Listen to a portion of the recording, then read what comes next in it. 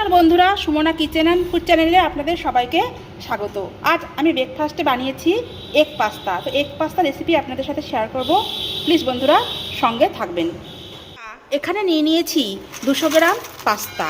এবার পাস্তা ভালো করে জল দিয়ে ধুয়ে নেব।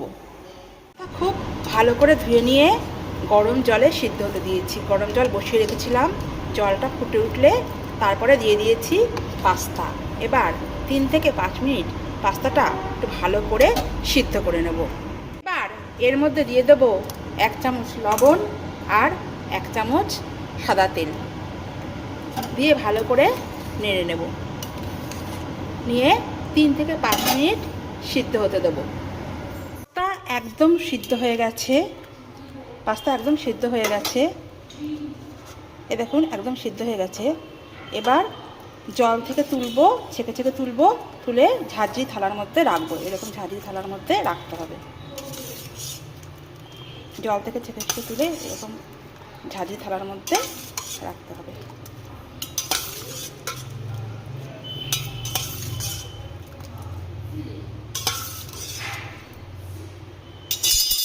পাস্তা সিদ্ধ করে রেডি করে নিয়েছি।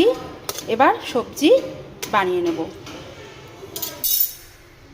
পাস্তা রান্নার জন্য সমস্ত সবজি বানিয়ে নিয়েছি। গাজর বানিয়ে নিয়েছি, আলু, লঙ্কা কুচি করে নিয়েছি, কাঁচা লঙ্কা কুচি করে নিয়েছি, পেঁয়াজ কুচি করে নিয়েছি, টমেটো কুচি করে নিয়েছি আর ক্যাপসিকাম কুচি করে নিয়েছি। আর নিয়ে নিয়েছি 2টো ডিম। তেল দিয়ে দিয়েছি। এবার প্রথমে ডিম 2টো ভেজে নেব।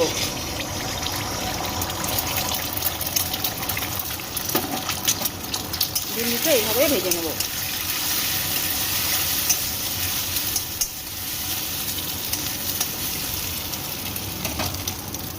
তেল দিয়ে আলু আর গাজর ভালো করে ভেজে নেব। আলু আর গাজর প্রায় ভাজা হয়ে গেছে। এবার অন্যান্য সমস্ত সবজি এর মধ্যে দিয়ে ভালো করে বেশ কিছুক্ষণ ভেজে নেব।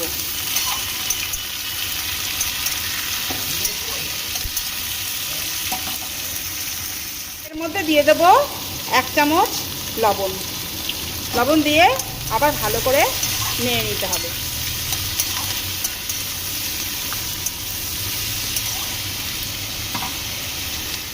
সমস্ত সবজি ভাজা হয়ে গেছে।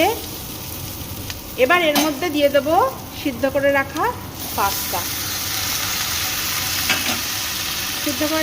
দিয়ে ভালো করে নেড়ে নিতে হবে।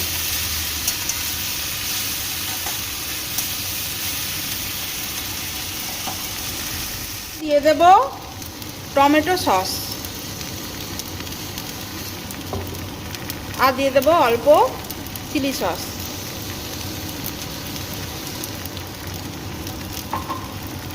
টমেটো সস, চিলি সস দিয়ে ভালো করে আরেকবার নেড়ে নেব। আর এর মধ্যে দিয়ে দেবো অল্প জল দিয়ে ভালো করে নেড়ে নিতে হবে।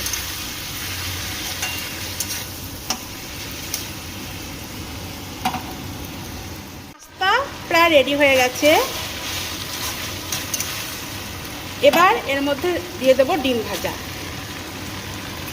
দিয়ে এবার ভালো করে একটু নেড়ে নেব।